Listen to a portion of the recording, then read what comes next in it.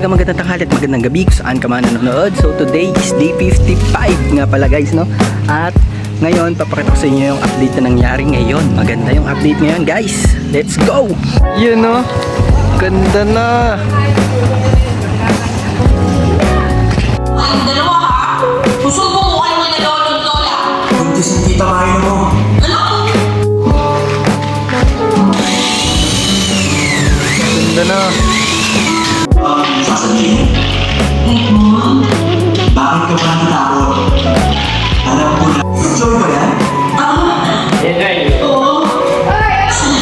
Yan o, kompleto na din o. Wow, ang ganda na! Wow!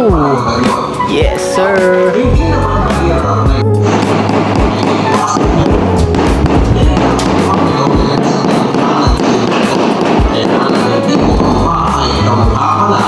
Hindi malapit na sa akin at ganyan pamanunod.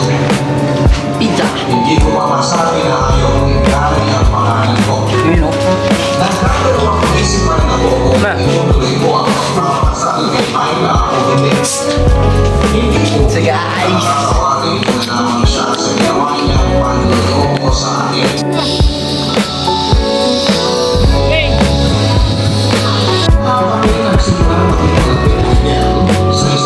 At ito na guys, ang day 55 natin no guys. Kita nyo naman, inaayos na yun nasa taas, smooth na siya. Ay, ang ganda guys ng update ngayon. Nakikita nyo in a second. Una pa lang, pag pinasok niya natin itong terrace, at makikita na agad natin ang kisame. Tapos na, maangas. At pag dumako tayo dito sa likod, makikita na agad natin na may kisame na din siya. Pero hindi pa tapos kasi meron pa dito guys. Yan, hindi pa tapos dito. Yan, pero bukas, matik, sure yan. Tapos na yan guys. Pati naman bisitahin ang salas. Ito guys, yung salas. Napakaganda na. Meron na siyang tiles pero hindi pa tapos. Tulad na sinabi ko, marami pa siyang kailangan gawin. Tapos, kasi pala nagagawin mo? Ang ipahiya ako? Hindi naman. Dito naman sa kwarto, wala namang update na nangyari. Wala ang update dito at dun sa master's bedroom wala ding update. Ganon din dito sa banyo. Wala ding update.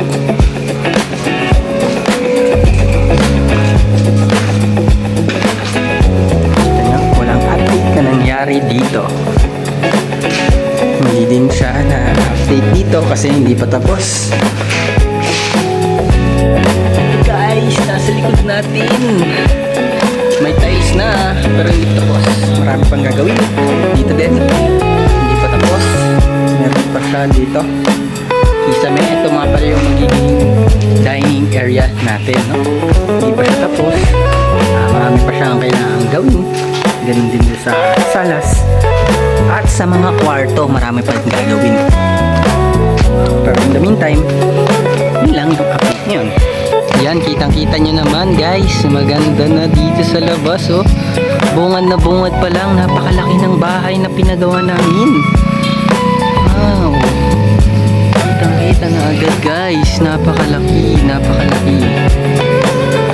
Pero simple lang siya sa loob. Pero ang bongga niya sa labas, grabe. Ito nga pala guys, yung aming garahe. Yung garahe guys. Pakita sa inyo. Ito yung garahe guys. Hindi pa tapos, wala pang kisame. At yung flooring, yan, marami pa rin kulang. At ito naman guys, yung kusina, hindi pa tapos din. Pakita sa inyo. At yan yung kusina, no? Hindi pa rin tapos, pero may ano na, kompleto na ng kisame. Tsaka ito, kulang na lang. Marami pa ilalagay, no guys, dito. Yan. Marami pang kulang, pero okay lang. My progress is still progress. Ito naman guys yung kwarto ko. Hindi pa rin tapos. Marami pang kulang. Pero ikisami na din. It's good. Ito naman guys yung master's bedroom. Patasin nyo. Ayan, ito yung master's bedroom. Hindi pa rin tapos. Isami pa lang meron Yung sa banyo, doon pa rin, wala pa rin update. Ito naman guys, isa sa alas. Kompleto na yung kisame natin. At naglalagay na sila ng tiles. Ayan. Napakalupit na. At ito naman guys, yung dining area. Kompleto na ng kisame dito. Maliban na yung sa sila.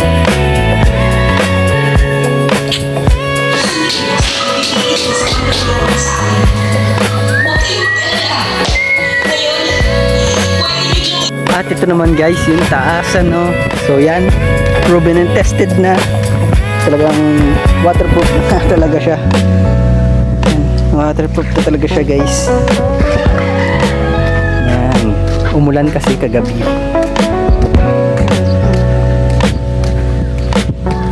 Dito, naayos na ni Kuya Jason yun. Yan.